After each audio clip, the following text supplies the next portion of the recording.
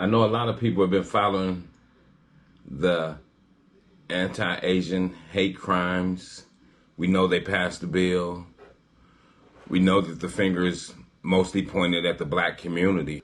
But one of the Asian people's own, Mrs. Wong, who works for the AAPI, she came out with disturbing data and statistics on what they say and who they point the finger at. And she has some disturbing things to say because it bothered her just that much. She said news reports and social media have been accusing black people for Asian hate and violence towards Asians. Like I say, that was far from the truth. On June the 15th, a report came out on Asian hate by people of color. And it was presented by a professor of American Studies at the University of Maryland, Janelle Wong. And she's an Asian woman. And she brought these statistics out. And she actually works for the group that made the hashtag Stop the Asian Hate. Okay, last week she published her findings. She found official crime statistics that reveal more than 3/4 of crime and incidents against Asians before and during the pandemic were by whites. Contrary to many images circulating online, Ms. Wong told NBC Asian America that it's dangerous misconception which perpetrates Asian hate incidents which can have long-term consequence for racial solidarity. She went on to say, the way media is covering anti-Asian hate and the understanding of it makes people biased. She also said, the racist kind of tropes that come along with it, especially that it's predominantly black people, is an empirical bias. Wong examined 9 sources and 4 types of data about Asian hate incidents and reports from AAIP hate, PEW research, and law enforcement statistics from a year and a half. She went back a whole year and a half to get these statistics. And what she found was, she was like, no, this is not true. Most of the hate crimes and incidents done to Asians is white people. She went on to say that she found major contradictions in the prevailing narrative around perpetrators and victims when it came to racism toward Asian Americans. So them calling the black people the perpetrators and the Asians the victim, she said that she found a major contradiction in that. And it's crazy. She said she examined media reports about anti-Asian incidents last year and found that upwards of 75% of news stories identified perpetrators as male and white in instance of physical or verbal assault and harassment when the race of the perpetrator was confirmed. Wong said the number could even be an understatement. This is really how crime is framed in the United States. It's framed as the source is black, Wong said. So basically she's saying in the United States, when you get a hate crime, they automatically point the finger at black people. And Wong being a part of the AAPI, the people that made the hashtag Stop the Asian Hate. The founder of AAPI, which Wong also works for, said that the public's perception of perpetrators and victims is largely formed by the images that have been widely circulated, but that they aren't representative of most anti-Asian bias incidents. For example, the videos that have gone viral are more likely to be from low-income urban areas where there is more surveillance, he said. You have security camera videos that are more available and prevalent in certain types of urban settings. And so that's what's available to people in terms of sharing. He went on to say, the videos are more viral than if it's something that doesn't have any imagery or video connected to it, like something that happened in the suburbs, for example. When they are circulated, they play on a loop with no audio, even though the videos alone don't provide much detail about what happened. They dominate our perceptions.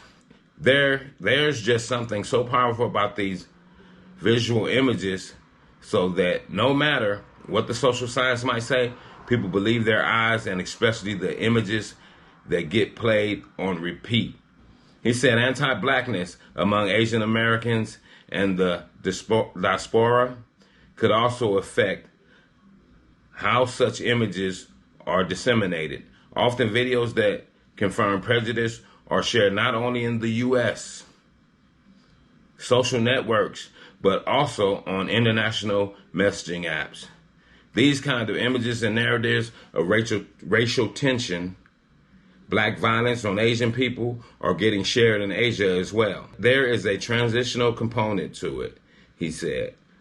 Whatever aspect of anti-black racism or racial prejudice that some Asian Americans might have will also matter in terms of what ends up being more prominent, because these go to social networks, especially through social network apps as well. And Ms. Wong came back on and she said, the identities of victims and the types of hate incidents they have confronted. She said, there's a widely held belief that such incidents are generally violent, when studies show that most of the racism Asian Americans have faced because of the pandemic is verbal harassment or shunning. She said that while any hate crime or incident is unacceptable, the astronomical increases often reported in headlines don't capture the full picture of anti-Asian hate. The baseline for anti-Asian hate crimes and incidents has been relatively low, meaning a small growth in the total number of hate incidents can lead to large perception increases. For example, data indicate that the largest increase occurred in New York City, which jumped from 3 to 28 anti-Asian hate crimes from 2019 to 2020, about an 833% surge. Meanwhile, Sacramento, California increased from 1 to 8 anti-Asian hate crimes from 2019 to 2020, a small jump in raw numbers that equates to an increase of 700%. And she also went on to say, Black Americans have long faced higher rates of hate crimes, even though official 2019 law enforcement data shows a drop in anti-Black hate crime reports. Black people were still by far the most targeted racial group. 58% of reported hate crimes were motivated by anti-Black bias, while a far smaller proportion, 4%, were motivated by anti-Asian bias. Last year, when Asian Americans dealt with coronavirus specific stereotypes, 27% of Asian Americans reported having ever experienced hate crimes or incidents, while 34% of Black Americans did, according to the AAPI data survey. So when you look at it, it's like I said in the previous videos when I reported on the anti-Asian hate. I said it. Black people are the most hated. Been getting more hate crimes against them than anybody. It's undeniable, hands down. And then we just seen what they said. We just seen what the professionals said. She basically said they're pointing the finger at black people. Said no, they're the ones who's doing all these hate crimes toward the Asian community. That's what they saying. But the Asian woman that actually works for the nonprofit that fights against Asian hate says it's not true. It's a major contradiction. So somebody owes somebody an apology for just being that's racist, if you ask me. To just point a finger at a people. And you did not just do it in the United States. You did it all across the globe. You even sent it all through Asia. That's dangerous. And that's something I've been saying from the beginning. that black people do not run around here attacking Asians. Black people only run around attacking other black people.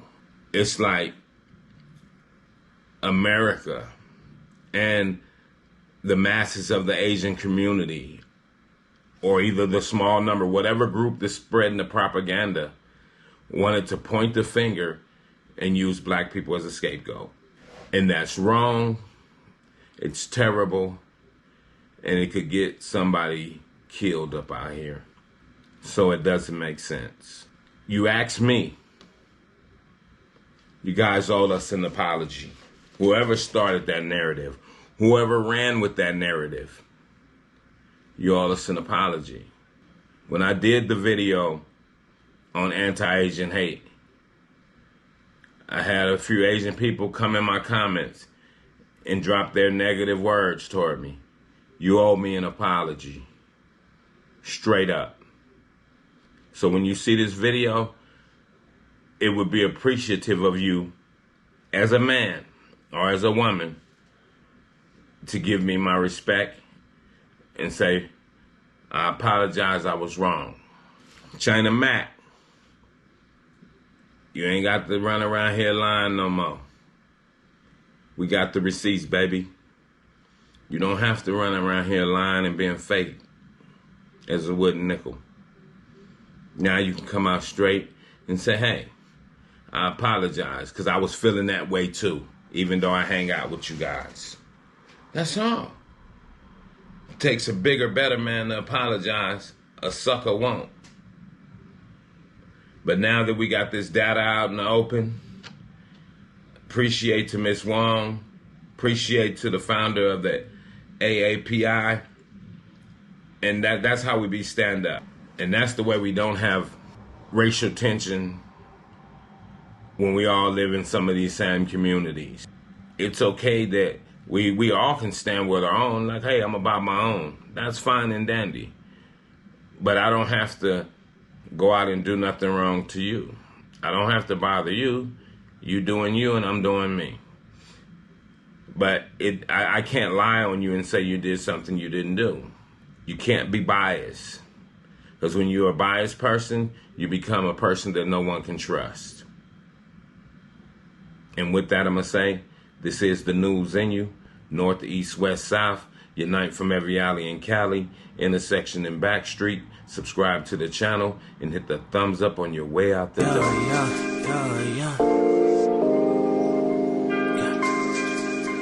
I'm not who you think I am. Your perception is a lesson with a fail grade on it. Steady living life like I would never see the morning. True shit, man, I'm more than pain, I'm more than stain on sidewalk, I'm more than black skin on my face. Destined to be great, gotta elevate mind. Elevation is the game that I gotta play, gotta win, gotta find escape to a better day.